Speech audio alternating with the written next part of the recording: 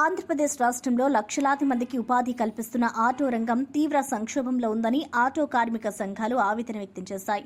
ఉమ్మడి ప్రభుత్వం మహిళలకు ఉచిత బస్సు ప్రయాణం కల్పించడంతో ఆటో కార్మికులు నష్టాల్లో మునిగిపోయారని వారు ఆరోపించారు. పట్టణాలతో పాటు గ్రామీణ ప్రాంతాలలో కూడా నిరుద్యోగ యువకులు ఆటో డ్రైవింగ్ వైపు వెళ్తున్నా ప్రభుత్వం వీరి సమస్యలపై పూర్తి నిర్లక్ష్యం చూపుతుందని విమర్శించారు. అప్పులు చేసి ఆటోలు కొనుగోలు చేసిన కార్మికులు పెట్రోల్, డీజిల్ ధరల పెరుగుదలతో పాటు ప్రైవేటు ఫైనాన్సర్ల అధిక వడ్డీ భారం మోస్తున్నారని ఆవేదన వ్యక్తం చేశారు. ఆటో కార్మికుల కోసం ప్రత్యేక సంక్షేమ బోర్డు ఏర్పాటు చేయాలని, జీవో నెంబర్ 21ను వెంటనే రద్దు చేయాలని సంఘాలు డిమాండ్ చేస్తున్నాయి.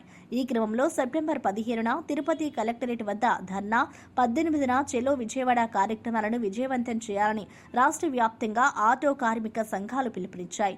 ఈ విషయాన్ని సిఐటియు తిరుపతి జిల్లా ఆటో అధ్యక్షుడు లక్ష్మయ్య వెల్లడించారు. ఆటో కార్మికుల సంక్షేమ బోర్డు ఏర్పాటు చేయాలి. ఆటో కార్మికుల సంక్షేమ బోర్డు ఏర్పాటు చేయాలి. ఆటో కార్మికుల సంక్షేమ బోర్డు ఏర్పాటు చేయాలి. కార్మికుల ఐక్యత వర్ధిల్లాలి. కార్మికుల ఐక్యత వర్ధిల్లాలి. జిందాబాద్ జిందాబాద్ జిందాబాద్ జిందాబాద్ జిందాబాద్. మిత్రులారా, నా పేరు లక్ష్మయ్య. నేను సిఐటి ఆటో జిల్లా కమిటీ అధ్యక్షుడిని. ఈరోజు ఈ స్త్రీశక్తి పథకానికి మేము వ్యతిరేకం కాదు. ఎందుకంటే ఆటో కార్మికులు జీవన ఉపాధి కోల్పోయారు.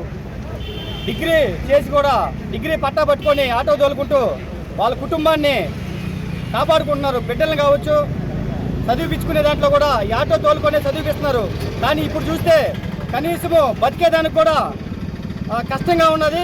రాష్ట్రం మొత్తం మీద ఆటో కార్మికులందరూ జీవన ఉపాధి కోల్పోయారు. ఏదైతే ఈ కూటమి ప్రభుత్వము అధికారంలోకి రాకముందు హామీలు ఇచ్చిందో ఆ హామీలన్నింటినీ ఆటో కార్మికులకు అందరికీ అమలు చేయాలని మేము సిఐటి జిల్లా కమిటీ తరఫున డిమాండ్ చేస్తున్నాము.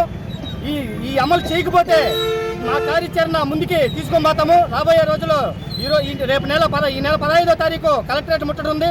అదేవిధంగా కలెక్టరేట్ ముట్టడికి స్పందించకపోతే విజయవాడ 18వ తారీఖు విజయవాడకు పోతాము. విజయవాడ కూడా స్పందించకపోతే తర్వాత ప్రణాళిక ఏ విధంగా ఉంటుంది అనేది ఆటో కార్మికులు 40 లక్షల మంది ఈ రాష్ట్రంలో బతుకుతున్నారు. ఆటోలు నమ్ముకొని 40 లక్షల మందిని వాళ్ళని నమ్ముకొని 60 లక్షల మంది కుటుంబాలు బతుకుతున్నాయి. ఇదంతా రోడ్డు మీద పడే పరిస్థితి. మీరు గమనించి ఆటో కార్మికులకి ఏదైతే హామీ ఇచ్చారో దాన్ని అమలు చేస్తారని చెప్పి మేము జిల్లా కమిటీ తరఫున మీకు డిమాండ్ చేస్తున్నాము. అదేవిధంగా మన ఆటో కార్మికుల్ని అణగదొక్కే చట్టాలు తీసుకుని వచ్చి కార్మికుల మీద పెట్టడం జరుగుతుంది.